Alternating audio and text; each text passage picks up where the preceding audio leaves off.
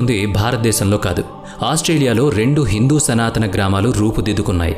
శ్రీకృష్ణ భగవానుని ఆరాధనలో, గోవుల పోషణలో, గ్రామీణ వాతావరణంలో కృష్ణ భక్తి తత్వం పరిమళాలు వెదజల్లుతోంది. New Govardhana village, new Gokul village అనే 2 హిందూ గ్రామాలు ఆస్ట్రేలియా నేల మీద కృష్ణ నామాన్ని భక్తితో జపిస్తున్నాయి. భారతదేశం వెలుపల చాలా హిందూ దేవాలయాలున్నాయి. అయితే ఇలా భారతీయ రీతిలో 2 అచ్చమైన హిందూ సాంప్రదాయ గ్రామాలు నిర్మించబడ్డం, అది కూడా విదేశీయులే ఏర్పాటు చేసుకోవడం గమనించాల్సిన విషయం. ఇప్పుడు న్యూ గోవర్ధన గ్రామం చూద్దాం పదండి.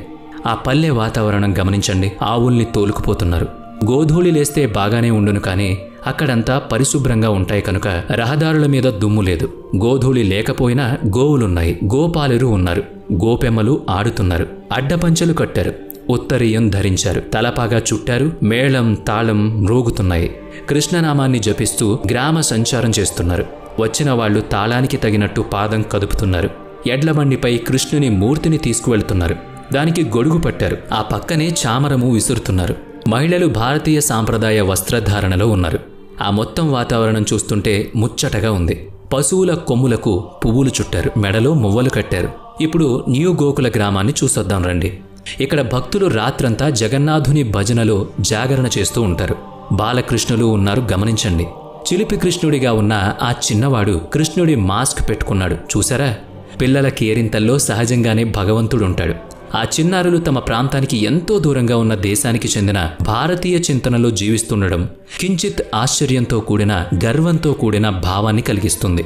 మనం పరిశీలించడంలో అలసత్వం చూపిస్తున్నామేమో కానీ, లేదా సనాతనం అనగానే అదేదో గొడవ పెట్టుకునే మాటగా భ్రమపడుతూ ఎందుకొచ్చిన గొడవలే గమ్మునుందామని మాట్లాడక ఉన్నామేమో కానీ, సనాతనం అంటే స్థిరమైంది, ఏ నాటికి నిలిచి ఉండేది అయిన జీవన విధానమని, అదే ధర్మమని ప్రకటించుకోవడానికి బెరుకుపడాల్సిన పని లేదు.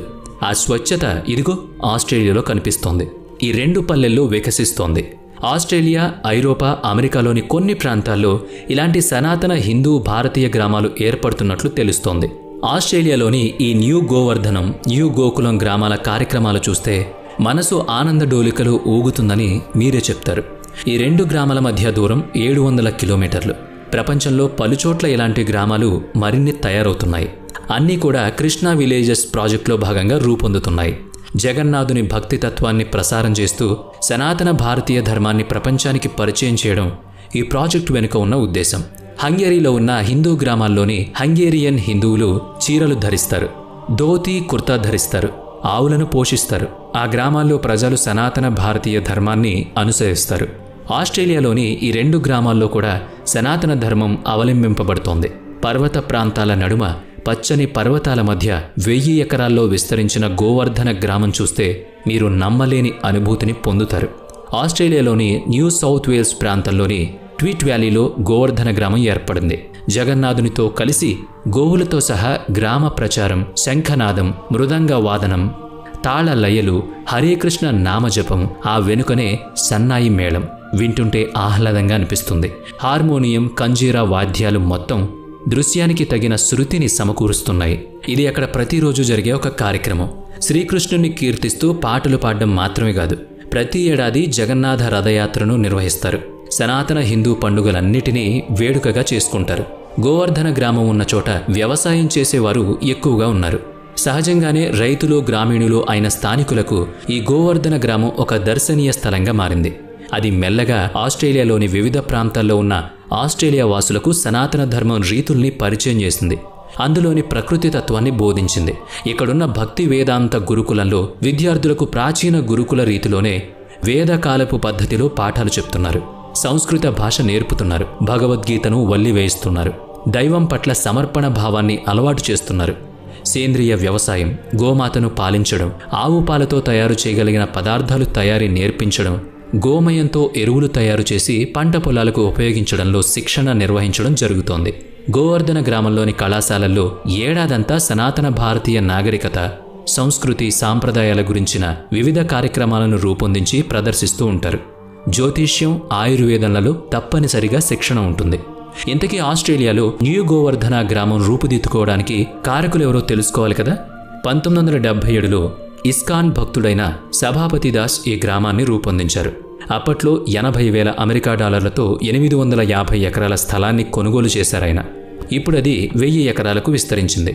గోవర్ధన గ్రామానికి 700 కిలోమీటర్ల దూరంలో హటర్ వ్యాలీలో 500 ఎకరాల్లో రూపుదిద్దుకున్నది న్యూ గోకులం విలేజ్. 1988లో ఇస్కాన్ భక్తులు కలిసి నిర్మించుకున్న గ్రామం ఇది. ఈ గ్రామంలో గోవుల సంరక్షణకు అత్యధిక ప్రాధాన్యతనిస్తారు. ఆవులు, ఎద్దులకు ప్రత్యేక పశుశాలలున్నాయి. సేంద్రియ పద్ధతిలో వ్యవసాయం చేస్తారు. ఇది గ్రామ ఆర్థిక స్వావలంబనకు మూల సూత్రం. పశువుల ఉత్పత్తుల కోసం వాటిని హింసించరు, బాధ పెట్టరు, ప్రేమతోనే సాకుతారు, ప్రేమతోనే పాలు పితుకుతారు. కృత్రిమ పద్ధతులు అన్నవి లేవు. సహజ శైలిలోనే పశుపాలన సాగిస్తున్నారిక్కడ.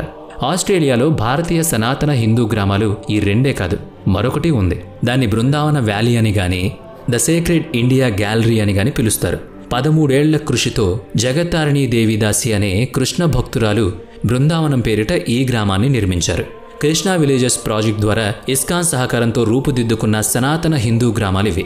జగన్నాథుని లీలా విశేషాల కీర్తనలతో, కృష్ణ భక్తి తత్వ బోధనలతో రూపొందిన జనహితం, పర్యావరణ హితం, ప్రపంచహితం కోరుకుంటూ నిర్వహించబడుతున్న స్వచ్ఛమైన గ్రామాలివి. ఆంధ్రప్రదేశ్లోని శ్రీకాకుళంలో కూర్మ గ్రామం కూడా ఇలాగే అచ్చమైన సనాతన భారతీయ శైలిలో రూపుదిద్దుకుంటూ ఉంది. వినే ఉంటారు కదా మీరు. అటువంటివే ఈ అంతర్జాతీయ భారతీయ సనాతన హిందూ గ్రామాలు. నిర్మలమైన సంస్కృతి, సాంప్రదాయాలకు నెలవులు. వివరాలు ఆసక్తికరంగా ఉన్నాయి కదూ. మీకు తెలిసిన విశేషాలను మాతో